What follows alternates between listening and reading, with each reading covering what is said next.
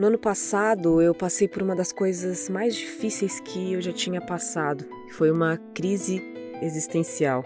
Essa crise existencial, ela se deu por conta de uma crise de ansiedade e, de acordo com algumas palavras do médico, uma crise de pânico e depressão.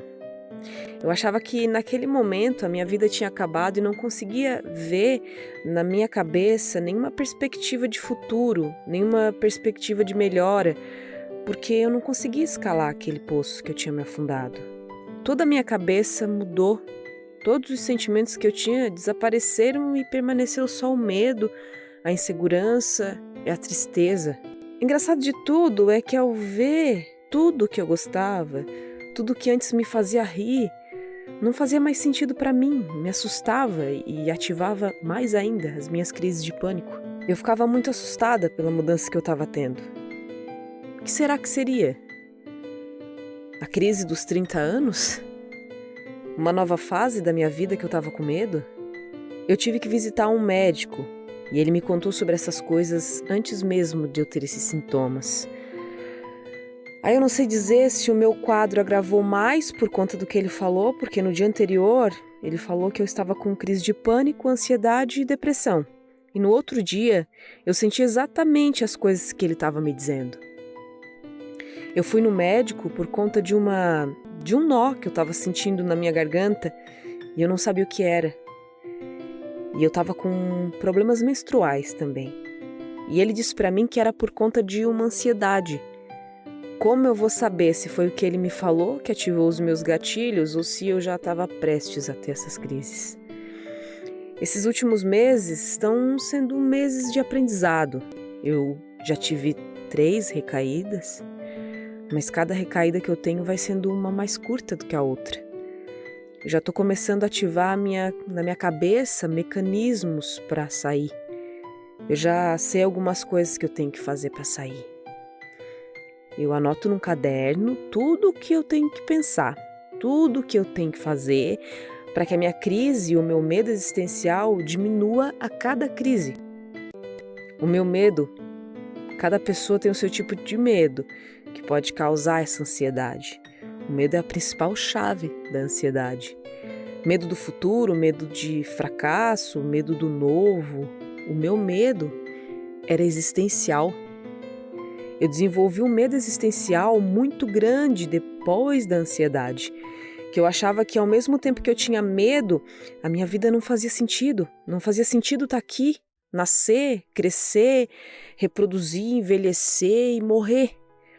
Isso para mim era difícil de conceber. E aí vinha também acompanhada de uma necessidade de saber por que eu tô aqui, qual o propósito, qual o sentido da vida. Eu cheguei a uma conclusão que, para mim, é a minha verdade, que hoje acalenta o meu coração e me deixa mais tranquila. Qual é o propósito? Qual é o sentido da vida? O sentido da vida é viver. O sentido da vida é sentir. O sentido da vida é experimentar, experienciar. Esse é o sentido da vida, para mim. O sentido da vida é seguir em frente, é olhar para frente, é seguir o novo, sem aquela ânsia de eu preciso ser alguém, eu preciso alcançar aquilo, senão o que vai ser de mim? Que aquilo seja uma consequência da sua caminhada, que não seja um objetivo, que aquilo se torne a consequência do seu caminho feliz. É isso que eu desejo a você e o que eu penso também.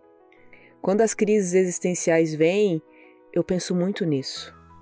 Eu passo por alguns tratamentos hoje. Eu vou falar para vocês algumas coisas que eu faço que me ajudam bastante nessa questão da ansiedade.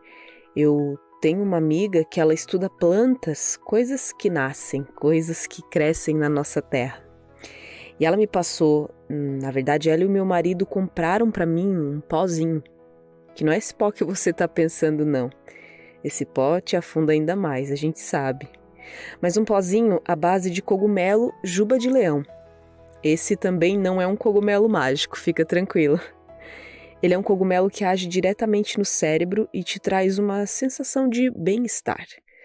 resolve algumas coisas dentro de você, organiza algumas coisas. Você só precisa tomar, colocar uma colher desse cogumelo em alguma fruta no seu café da manhã, uma vez por dia. Isso foi um dos primeiros passos para a minha escalada do fundo do poço. Eu também tô lendo, já li e tô voltando a ler O Poder do Agora, que é um livro que te ensina a estar no momento presente, a não ligar para a opinião alheia em relação a você, ao seu estado no momento. Que nem tudo é sobre você. Ele te ensina a ter um estado de paz e tranquilidade em meio a algumas coisas que talvez você não queira aceitar. Te mostra que a aceitação de tudo que é faz com que você viva bem mais feliz. Tem uma citação de uma série que é a Midnight Gospel, que eu não sei se você assistiu, na qual Clancy fala para um personagem. O Clancy é o personagem principal, ele fala para um outro personagem. Quando eu aprendi que eu não posso mudar nada, que onde eu tô é o lugar que eu deveria estar e está tudo bem, a vida ficou bem mais fácil. E as pessoas acham que isso é acomodação ou desistência, mas não, isso é a aceitação de tudo que é. E a partir dessa aceitação, fazer o que precisa ser feito, mas sem pressão, sem ansiedade, sem medo. Dançar também faz muito bem, porque você, mexendo o corpo, você vai ter uma consciência corporal, você vai ver que você está ali, naquele momento, porque alguns sintomas da ansiedade é aquela sensação de que você está longe, de que você está em outro planeta, outra dimensão, e não entende o que está acontecendo. As outras pessoas vivendo a vida delas e você ali, naquele poço ou naquele limbo, naquele vale, é muito difícil. Então, praticar a dança faz muito bem, tá? Outra coisa, afirmações no banho.